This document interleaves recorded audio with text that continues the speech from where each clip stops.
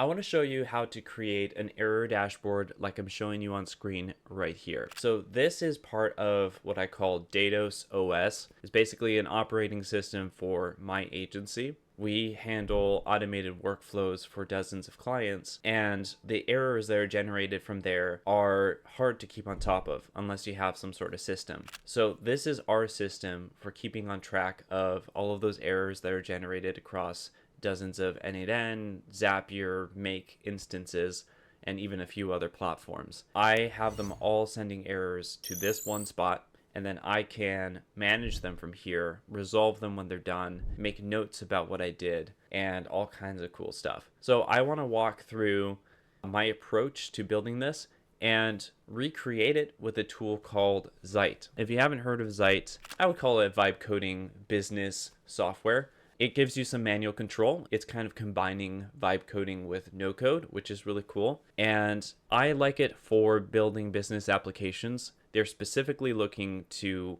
build a tool that's useful for business applications. There's Dominic. Dominic's a nice guy. He's the founder. And they are building really fast. They're shipping a lot of features. And I think it's a really great platform. Now, I first talked about Zite a few months ago on my channel. And since then, they've added a lot of different features, and they've even added an internal database feature. And I thought it would be interesting to use that to build this dashboard. Now, it's not going to look like this one, but I'm going to get the important functionality to mirror what I built here. So just to give you an idea of what I'm trying to build, whenever there's an error in any of my N8N systems, I want it to come in here.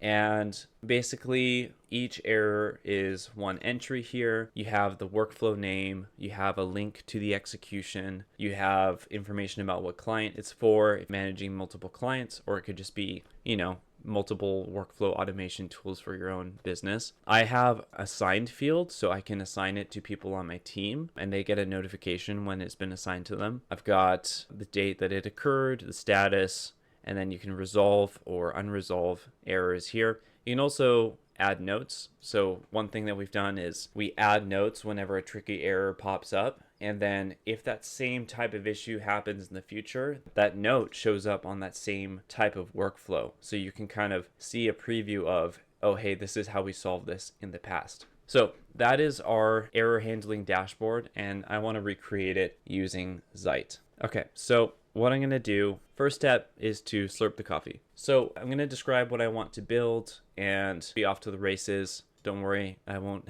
have you watch me type too much. Okay, so what we want to build is ultimately a table with filtering, but I'm going to give it high-level overview of what the goal is here and then some of the specifics. I want to build an error handling dashboard, sample layout. All right, I'm gonna do a screenshot of this and cheat a little bit. Helps to have a reference material. It's not strictly necessary. Okay, so we're gonna have the workflow, the client, who's assigned to it, and the date, status, and actions. Oops, I sent it. Oh no. Well, there we go. You need to hold shift and hit enter if you want to keep adding new lines. So this is gonna work in the background. Now, because I sent it early, I didn't do something that you want to do. So if you're setting up a database, you want to click on this little icon and choose database, and then it'll help you create a schema. So we can't work on that while we're waiting for the generation to finish. So we'll pop back in. Okay, AI is really funny the way it really tries to emulate what you give it. So it ignored that I missed some of the stuff here, and it added actions for me. It obviously doesn't know what happens when you click this menu. It saw my little, this is a bar chart. If I click on it, it'll expand and show you a full chart. I like this because otherwise it takes up a lot of space and it just gives you a glance view of your errors. Obviously here it doesn't make sense. So what you can do with Zite, which is really cool, is you can go in here and you can actually click on stuff to edit it. Now, I don't know if I'll be able to really select the group. I think so. Okay, let's delete that. There we go. So you don't even need to run an AI prompt to make modifications like that, which is really nice. So I appreciate that. Now you can see that it has these different filters here. It captured that I have these different statuses from the screenshot. It's got client, it's got assigned, all that stuff. Now, here's something about Zite that you need to know. When you do something like this, where is this data coming from? We don't have a database set up. Like, what is it pulling from? Well, if you look at workflows, you can start to get clues as to how that's done. In this case, it hasn't even created a workflow. So what that means is this is all hard-coded. If you were to look in the code, let's just go ahead and look at this. I bet you will find that. Yeah, sample data. Okay, so it's got sample data in here, and it's got filters, and all of that stuff is hard-coded. Okay, so Zite is really good at creating interfaces really quickly, but one of the things you have to be aware of is it really likes to create fake sample data inside the code and not tell you about it. Okay, this time it does say include sample data, but there's other times when it just, pretends that it's done something. Okay, so what I want to do next is get the database going, because I want the rest of the features to be based on actual data instead of just sample data. So what we're going to do for that is connect a database, and we're going to hit new database. So this is, I'm just noting that this is the Zite database feature here, which is still in beta. So we're going to do new, and what it does is it actually tries to analyze the app and create a database on the fly with the right fields for you, which is nice. What I will note though is that the AI currently, as of this recording, does not have the ability to change that schema for you, so you can't prompt it to change the schema. You have to go in and do that yourself, which is fine, but it's just something to be aware of. Okay, so we've got the ID. With the ID, I'm going to leave it as text because with N8N and with different platforms that you're using, they all have different IDs. Some of them will be integers, some of them will be text, so I'm leaving it as text because I like to use, yes, I'm going to use the platform's ID. No, I'm not going to do that. I had to think through that for a second. The reason I'm not going to use the platform's ID is because if two platforms for some reason have the same ID crossover, or like you have different N8N instances, they could have the same ID on those. So I'm going to do this as a number, just making sure they don't have like an ID type. Okay, and we're going to go ahead and create that, but I'm going to need to add some some columns here. So workflow, this can be workflow name, so I'm going to call this workflow name. Client, that's just going to be text for now. In my actual app I have it connected to another table, but this works. Assign to text. What we're going to do is add a new table for users and fix that. So for users, Zite actually built in user authentication as well, which is really cool. So what you need to do is have an email field on there. That is a prerequisite for it to work. And I'm going to go ahead and delete this field, delete this field. I'm going to change this to first name. I usually snake case everything, but it already did a different case, so I'm not going to sweat that. Last name. Okay, first name, last name, email. That's probably fine for now. And then in a second, I'll show you how to actually connect the auth and the sign in to that email field. Okay, so we've got users assigned to. I'm going to change this to be assigned to, can I change the field type? Yeah. We're going to make this a link to table. Oh, this is why it's in beta, folks. It says link to table, but it doesn't let me actually change which table it's linked to, so it doesn't work. Like, yeah, interesting. So we're going to delete that. I'm going to add a field link to table. Call it assigned to. I'm probably breaking this process that's running on the bottom of my screen because I'm changing fields willy-nilly, but that's okay. I'm going to do single user assigned to. Okay. And for users, I'm going to go ahead and put myself and good old John Doe. Love to see it. Okay. There's me, John at doe.com. Actually, I'm going to do, just for testing purposes, my email with a plus. Okay. And then here we can add a sample error just so we have some data to work with. I believe you can change and remove decimal places. Good. Workflow name is going to be sample workflow. Client is going to be Jacob. Date, status, errored, description. There was an issue with the API call. Okay. And assigned to is going to be me. Now, if we go in here, we already see an issue, which is that it has just different sample data. So if you look at workflows now, you'll see that there's new workflows. So we've got get errors, and I'm going to guarantee you there's sample data in here. Okay, so this is setting the filters. You can add and modify the filters for the API call for the database yourself, which is really cool. And note that I did break the assign to thing. So we'll see if that works. Return errors. Okay, so the sample data is not in here. I'm guessing the sample data is hard-coded as a like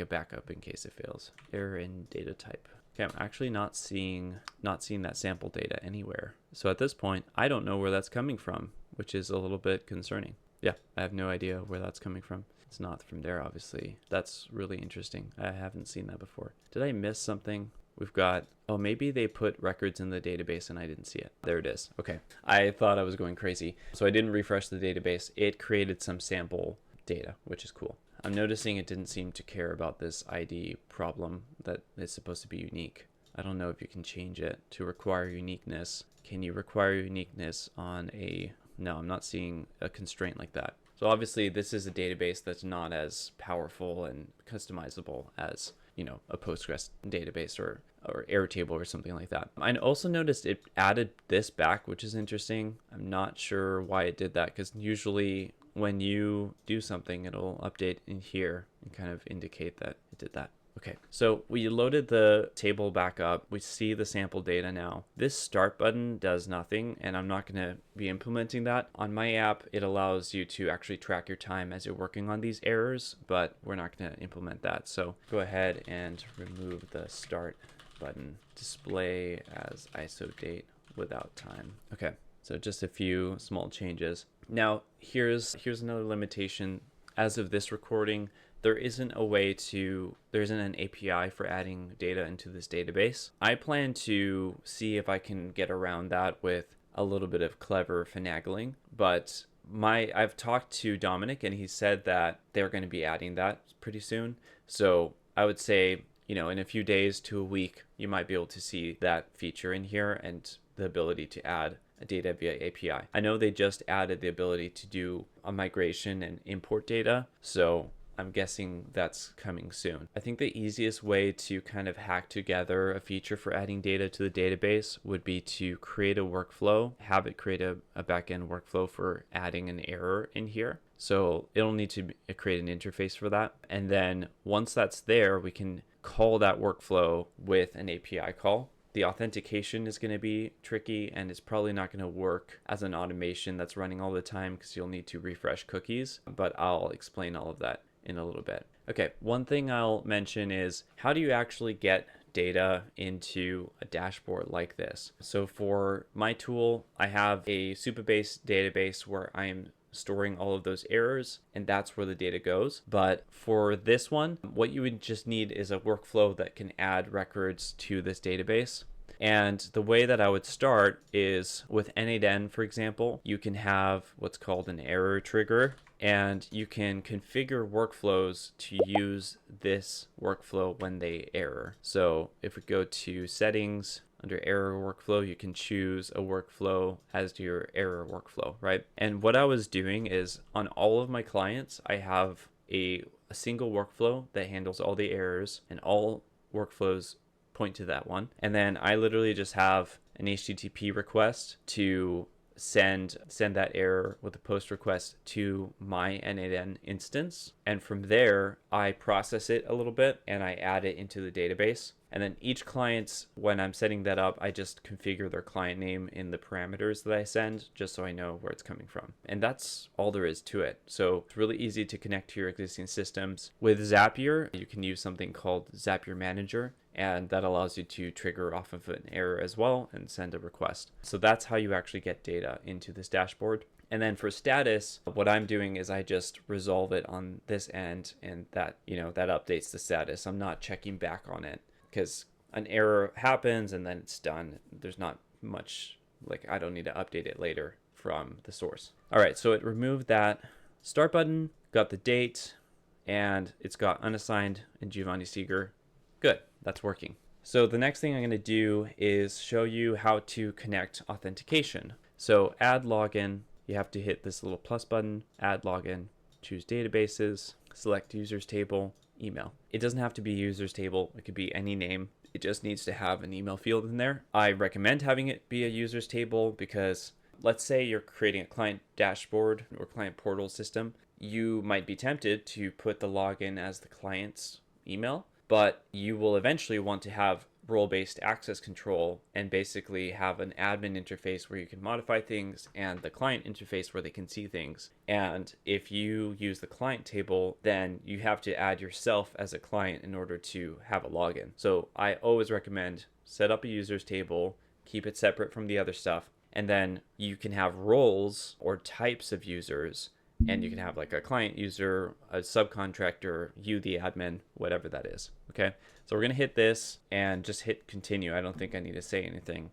It knows what to do next. So the login system, user already has authentication enabled. Weird. I've had difficulty with the login system, not gonna lie. Sometimes it just doesn't work. Let's try this again, and I'm gonna say something this time. Okay, so it's still having an issue. I'm gonna Control F. I'm gonna hit share and do restricted access. Interesting. If I want to do restricted access, it requires the, okay, I'm gonna do anyone with the link then, and I'm gonna change that link before I publish this video.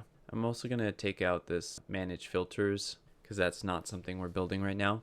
This is one of the cooler features that I built in my other app, which is it basically, I'll show you. You can create filters with dynamic conditions. So you can do like if a client equals this or workflow name equals this, you can ignore the error, you can resolve it automatically, assign it to someone, or send an alert. And this is a way to kind of manage the fact that different workflows and different errors and different clients require different actions. I have some clients who don't want me to manage their errors at all, so I still have them coming into my dashboard. I just ignore them. So that's a really cool feature that I built in for myself. But it takes some time and work to build that. So I'm going to go ahead and remove that from here. Okay, so now that I've shared and refresh, let's see if we can get it to add login properly. I'm hoping so, because that would be a bummer if I don't get to show you. It's not a huge deal if not. It has worked in previous tests, but there's been issues I've had where if I want to remove the login from a certain table that I used and put it somewhere else, I had issues doing that. So I'll talk with Dominic, send in a bug report, and I'm sure they'll get that resolved. Okay, so login is not required for this. That's fine. It's really easy to add it once that's working. What do we need now? Well, this should send you directly to the link for the execution. So what I'm going to do is add in a execution link or automation run link. Let's call it that. Okay, and I'm trying to think anything else critical. We have the status. I have quite a few more fields in my specific implementation, but I think this is fine. I'm not even going to add the notes feature here either. Okay, so that's going to be good. All right, so now make this icon open up the automation run link. Okay, move the kebab menu on the actions as errored so I can reverse that status. Okay, I'm going to remove the ignored status for now just to simplify this app. Oh, and then I want the bulk option. When I select multiple rows with the check mark, show up bulk action all the selected errors. Okay, so I have a bulk operation, so I can assign things in bulk. I can resolve errors in bulk. I can do all those types of things. While this is processing, I want to attempt to figure out how to add a database record through the API. Again, they don't have the public API yet, but I can kind of hack it together with the internal one, and that will be interesting. Now, what I don't have access to, let me think. Zite is going to do everything through workflows, so it's not going to directly read from the database or push to the database from the front end, so I won't be able to inspect that call, that API call in a sense. So what I need to do is do it through a workflow, because the workflow is the endpoint that you actually see called on the front end. What I mean by this, let me just show you an example. So if you go into inspect and hit network and refresh the field or refresh the page, you're going to see most of that stuff is from a script. Okay, so we've got this execute workflow call, and if you look at the payload, you see inputs. So these inputs are the arguments for that specific workflow. Notice that this is one endpoint for all the different workflows. So the inputs are dynamic based on the workflow, You've got mode live, stream false. Looks like they might support streaming. Workflow ID, this is where you choose which workflow that you're going to run. And Zite auth token is null. I think the reason it's null is because this is publicly available. There's no authentication. So that's kind of a good news for us. I don't know if is maybe logged in. Yes. Wow. I've never seen that before. Yeah, so since this is public, we can just kind of do whatever we want. Obviously, I would never leave this public, but this is kind of an interesting case study. So what we're going to do is, this is how I do this, by the way, whenever I need to work with a tool that doesn't have a public API. Depends on the project. Sometimes it's not worth doing, but sometimes it is worth the investment and worth the fact that you're going to have to update it every once in a while. What I do is just right click the request, copy it as bash, and then in N8N, I go to HTTP request. You can also do this in Postman. I believe Make has this functionality. I don't think Zapier does. And you can just paste that API call and it will bring in all of the same details here, all of the headers, etc.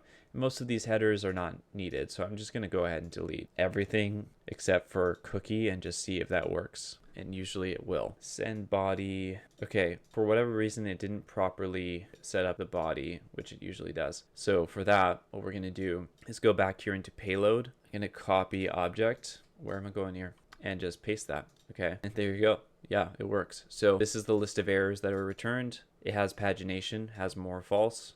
Okay, so this is how you get the errors, but how do you post? Well, we don't have a workflow for that yet. So this is get errors from Zite database.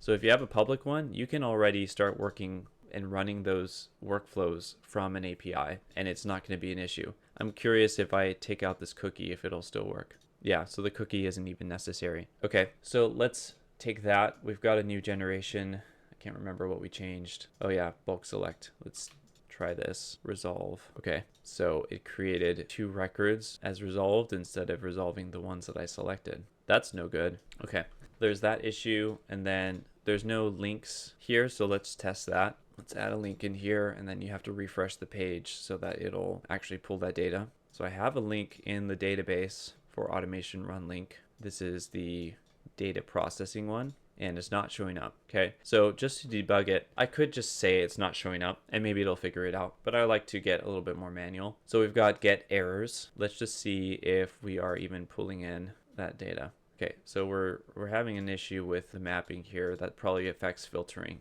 Okay, yeah, the link is not even coming through here.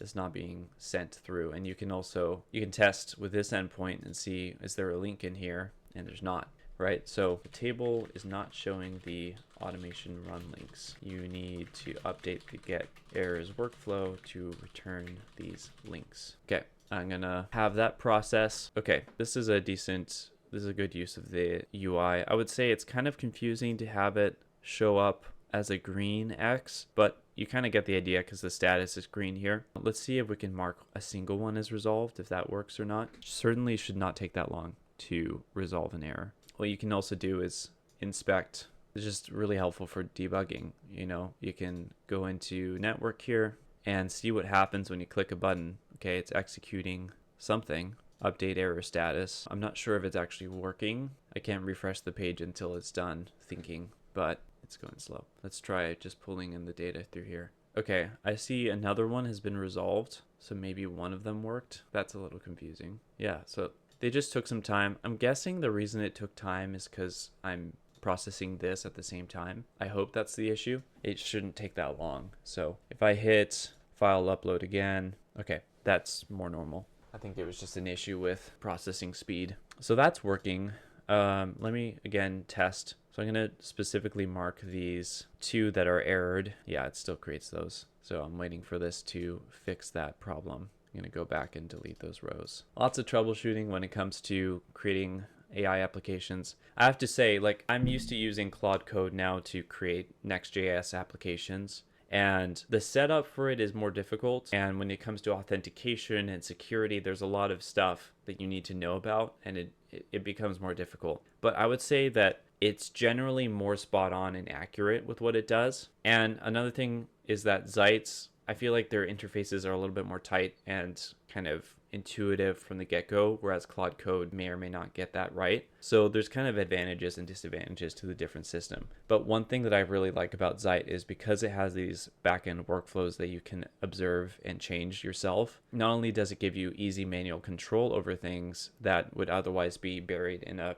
code file somewhere, but it also deals with authentication for you, and you know that it's not going to expose an endpoint to the user because it's doing everything in a very standardized way. So that's very nice. Okay, let's refresh this. I don't think the automation run link is working still. I'm just gonna add this to all of them. This is, this is the downside of working with AI. You have a small bug. It seems very simple to fix, and it sometimes just circles around and around. Now, I don't have access. I think it's because of my current plan. I don't have access to the model switcher, but they have a model switcher so you can switch between different AI models. Maybe try GPT-5 and see how it does. Sometimes that can kind of get the AI out of a rut. But usually when you do 1 or 2 iterations of an issue, the best thing to do is go in, get manual with it, tell it exactly what it's doing wrong, and maybe update it yourself if you know how to do it. So let's give it one more shot. And then the next thing I'm going to do is prompt it to be able to create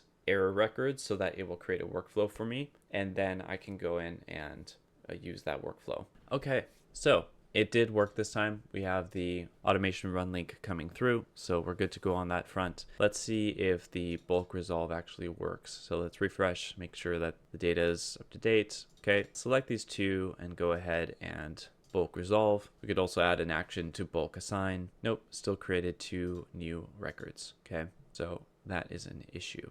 Okay, so I'm gonna get manual with it because it's not figuring it out. So let's go ahead and select these 2 and hit, I need to publish the changes. Select these 2, and actually before I do that, I'm gonna prompt for the modal to create a new error. I need a button to add new errors to the database. Should open a modal with all the fields other than ID, which can be auto-generated.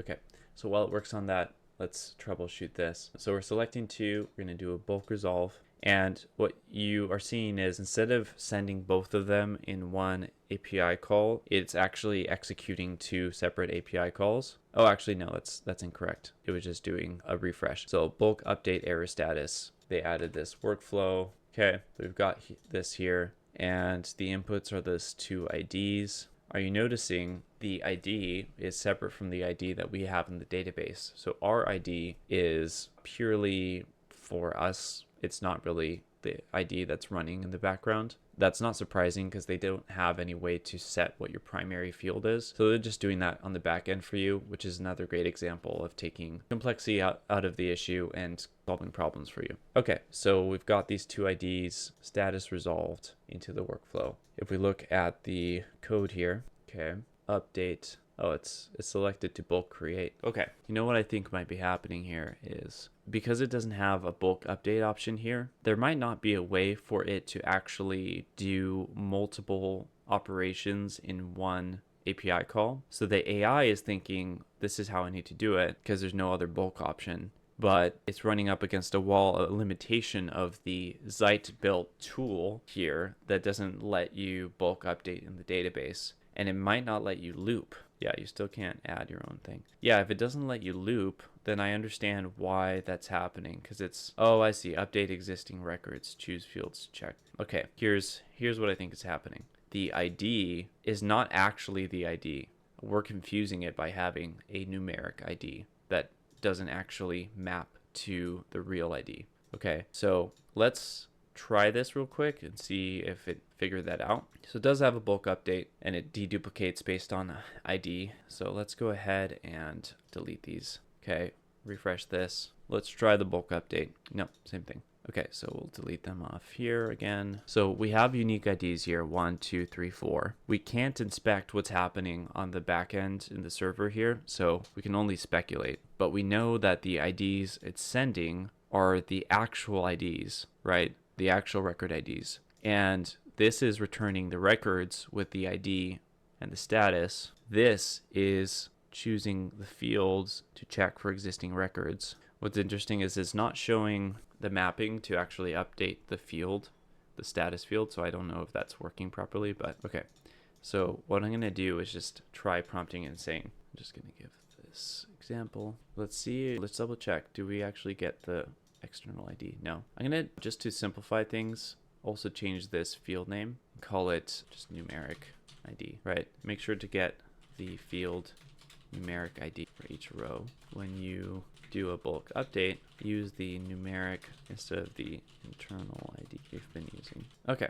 We really had to spell it out for it this time. You know, usually it doesn't have issues like this, but this is why it's in beta. It's still trying to figure out how best to use this tool. And this is a broader lesson about creating AI applications and AI agents. I've done a lot of them, and what I find every time is there's unexpected stuff around every corner. People will always use it in a way that you don't expect. And so you need to just kind of have the flexibility to see what is the type of usage that we're seeing and how is the bot failing to adapt to those circumstances, and how can we fix that either with prompting or providing better tools. Sometimes it's a matter of just creating a tool that's simpler for the AI to understand and use. You know, like in this instance, maybe having a bulk create / update action is confusing the AI and making it less likely to get it right. Maybe it should just be separate. Instead of like an upsert, it should just be a bulk create or a bulk update. So yeah, and they don't have, I don't think they have pathing or conditional logic in here yet. In the fill out automations, I believe they do.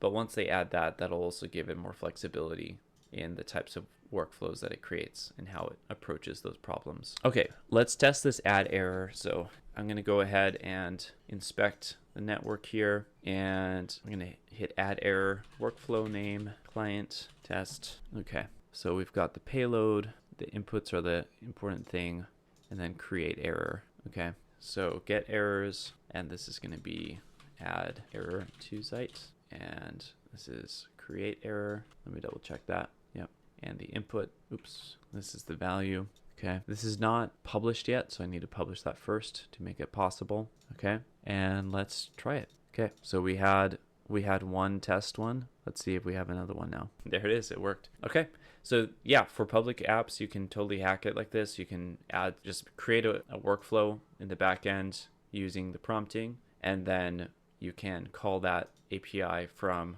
N8N or any other workflow automation tool, and you've got that working. All right, here's the big question. Some coffee before I attempt. Does it work to bulk resolve? No, it doesn't. It does not. Wah wah. No records in array for bulk create. Since I can only guess how exactly this works. I probably steered it in the wrong direction. It's using numeric ID, which is good, but yeah, this is one thing that we can just keep trying, and I don't know if it'll actually get it working. The other approach I would take is just say, instead of having a bulk endpoint, just do a single endpoint and do several requests. That's not how I would actually handle it in a production scenario, but if you're building an MVP app, that would be fine too. So you could just have a simple endpoint that does one update, and you just call that endpoint for each ID that you want to update, and that could also maybe be easier to accomplish. But the point of this video is not to get too into the weeds with that stuff, and just show you how easy it is to create something like this. I can tell you right now, I don't think the